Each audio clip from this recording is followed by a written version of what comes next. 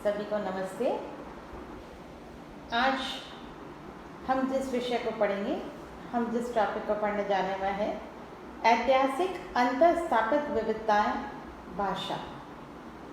इसमें सर्वप्रथम हम देखेंगे कि भाषा क्या है।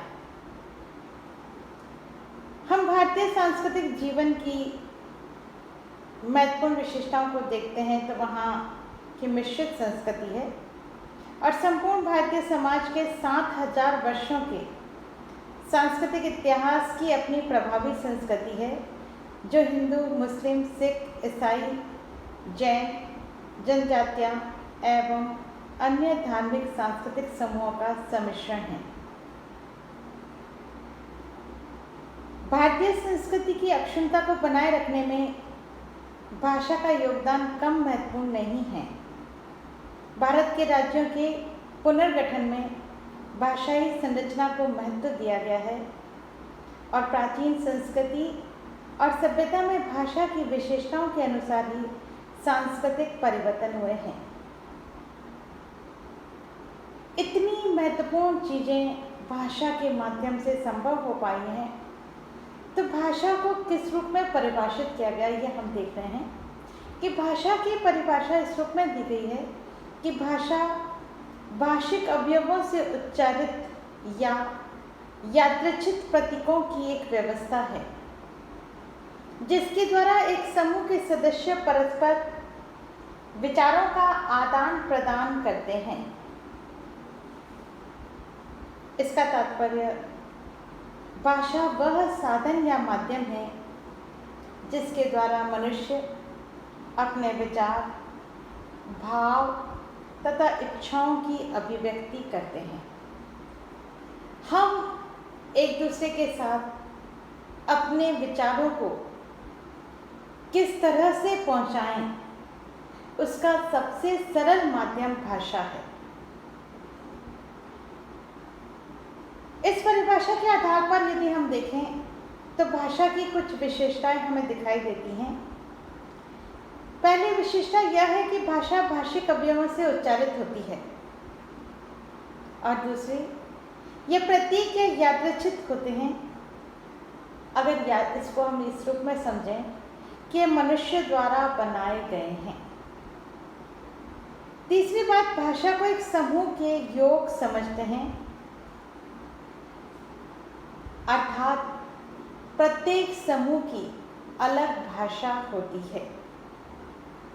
और इसकी जो एक महत्वपूर्ण विशेषता वह यह कि भाषा हमारी विचार की अभिव्यक्ति का साधन है।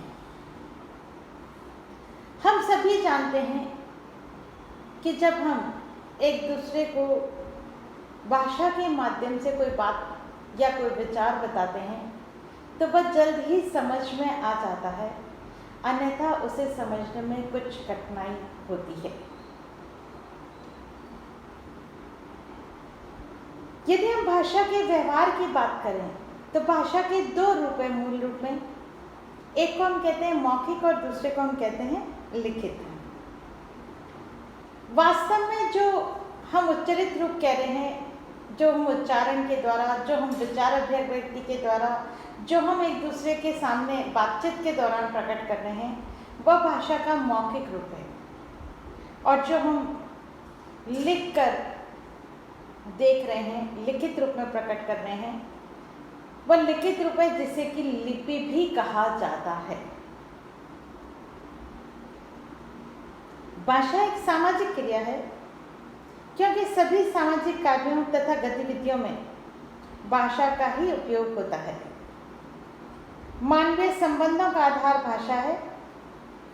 सामाजिक रचना और समाज में विचार विनिमय की आवश्यकता ने भाषा को जन्म दिया है और यही कारण है कि विभिन्न क्षेत्रों, स्थानों एवं युगों में उत्पन्न भाषाओं में भिन्नता एवं विविधता पाई जाती है। सामाजिक कार्यों एवं गतिविधियों से ही संस्कृति का निर्माण होता है। भाषा संपूर्ण संस्कृति के आचरण का आधार है। भाषा ही समुदाय के निर्माण का मूल आधार है।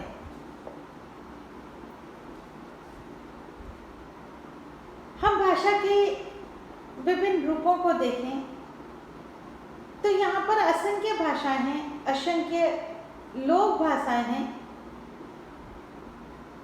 यह वर्गीकरण काफी पुराना है, फिर भी भारत जैसे विशाल देश में भाषाओं की विविधता बहुत अधिक है। यूरोप जैसे उपमहाद्वीप में भाषाओं के आधार पर ही राष्ट्र बने हैं। प्रत्येक देश की अपनी भाषाएं होती हैं। हमारे भारत में भाषाएं क्षेत्रीय तथा प्रादेशिक हैं। जैसे बंगला में बांग्लादेश में बंगला बोली जाती है, पंजाब में पंजाबी बोली जाती है, राजस्थान में राजस्थानी।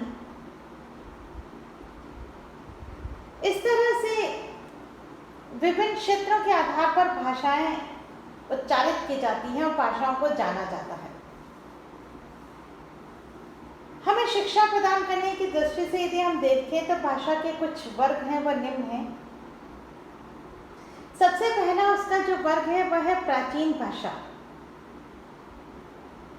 इसके अंतर्गत प्राचीन भारत में प्रयुक्त भाषाओं को सम्मिलित किया जाता है, जैसे संस्कृत, पाली, प्राकृत, अपभ्रंश आदि। इन प्राचीन भाषाओं का आज भी साहित्यिक दृष्टि से काफी महत्व है। दूसरी है संस्कृत भाषा। ये भारत की शास्त्रीय भाषा है, भारतीय संस्कृति की जननी है और इसका सीधा संबंध उत्तर भारत की भारतीय भाषाओं तथा आर्य कुल से है। किंतु दक्षिण की भाषाओं तमिल, तेलुगु, कन्नड़ और मलयालम पर भी इसका अधिक प्रभाव है। वैसे अरबी और फारसी भी इसी क्षेत्र में आती हैं। फिर नेक्स्ट हम लेंगे मातृभाषा। ये बालक की प्रथम भाषा है, अर्थात जब वह सीखना आरंभ करता है, जब वह अपने शब्दों को उच्चारित करना आरंभ करता है, तब इस भाषा का प्रयोग होता है। माता पिता से सीखी हुई भाषा का परिष्कृत रूप ही मातृभाषा का होता है। इसे हम प्रादेशिक भाषा के रूप में भी जान जाते हैं। उत्तर प्रदेश और मध्य प्रदेश की मातृभाषा तथा प्रादेशिक भाषा हिंदी है। नेक्स्ट है राजभाषा। राज्य के कार्य में प्रयुक्त भाषा राजभाषा है, अर्थात ये राज्य के प्रशासन तथा राजकीय व्यवस्था की भाषा होती है। भारतीय संविधान में 18 भाषाओं को स्वीकृति प्रदान की गई हैं। हमारी जो संविधान था, उस संविधान की 8वीं सूची में जिन स्वीकृत भाषाओं को स्वीकृति दी गई थी, उनकी संख्या 18 थी। उनमें असमी, बंगला, गुजराती, हिंदी, कन्नड़, कश्मीरी, कोंकणी, मलयालम, मणिपुरी, मराठी, नेपाली, उड़िया, पंजाबी, संस्कृत, सिंधी, तमिल, तेलुगु तथा उर्दू भाषा सम्मिलित हैं। नेक्स्ट है हमारा राष्ट्रभाषा। प्रत्येक राष्ट्र की एक भाषा होती है जिसे राष्ट्रभाषा कहा जाता है। जिस भाषा को देश की अधिकांश जनता बोलती है और समझती है, वही हमारी राष्ट्रभाषा कहलाती है। हमारे भारतीय संविधान में हिंदी को राष्ट्रभाषा का गौरवपूर्ण स्थान प्रदान किया गया है। नेक्स्ट है अंतर्राष्ट्रीय भाषा। आज के वैज्ञानिक व तकनीकी विकास ने विश्व के राष्ट्रों को एक दूसरे के समीप ला दिया है, जिसे वैश्विक ग्राम की संज्ञा दी जा रही है। एक राष्ट्र की गतिविधियां दूसरे राष्ट्र को प्रभावित करती हैं और विश्व के राष्ट्र परस्पर विचारों का आदान प्रदान जिस भाषा में करते हैं वह अंतर्राष्ट्रीय या विश्व भाषा है। संयुक्त राष्ट्र संघ जो अंतर्राष्ट्रीय संघ है जिसमें विश्व शांति का समाधान खोजा जाता है, वह विचार विमर्श किया जाता है, उसके लिए अंग्रेजों को विश्व भाषा का गौरव दिया गया है। विभाजन से पूर्व भारत में भारतीय आर्य भाषाएं, द्रविड़ भाषाएं, ऑस्ट्रियन और तिब्बती चीनी भाषाएं बोली जाती थी। हिंदी भाषी राज्यों में राजस्थान, मध्य प्रदेश, हिमाचल प्रदेश, हरियाणा, बिहार, दिल्ली एवं अंडमान निकोबार आते हैं। संवैधानिक मान्यता प्राप्त भाषाएं मुख्य रूप से दो भाषा परिवारों की है, भारतीय आर्य और दूसरा है द्रविड़, तमिल, तेलुगु, कन्नड़, मलयालम। केवल 4 भाषाएं द्रविड़ परिवार से संबंधित हैं। शेष सभी भाषाएं भारतीय आर्य परिवार की हैं।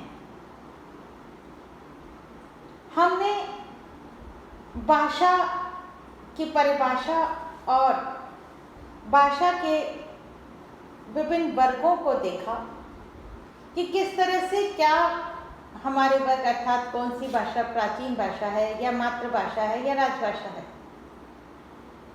अब हम अपने अगले व्याख्यान में भाषाई समस्या को पढ़ेंगे, भाषाई समस्या को समझेंगे कि हमारे भाषा के लिए क्या हमारी समस्या सामने आती है। धन्यवाद।